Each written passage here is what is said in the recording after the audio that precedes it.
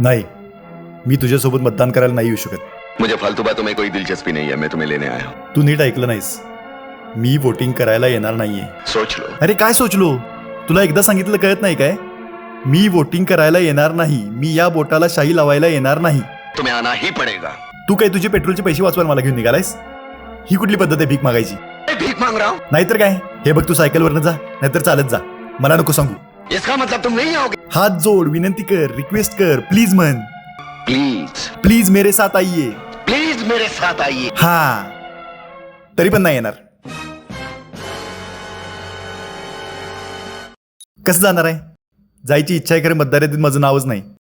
आणि आता इलेक्शन पण आली. आता कुठे जाऊन नाव नोंदू? चल, अजून नाव नोंदवता येत आहे. अजूनही वेळ गेलेला नाही. इलेक्शन कमिशन ऑफ इंडियाच्या ऑफिशियल वेबसाईटवर जाऊन तुम्ही घर बसल्या मतदार यादीमध्ये आपलं नाव नोंदवू शकता किंवा मतदार यादीमध्ये आपलं नाव चेक करू शकता. ही सुविधा इलेक्शन कमिशन ऑफ इंडियाच्या वोटर हेल्पलाईन या ॲपमध्ये देखील उपलब्ध आहे.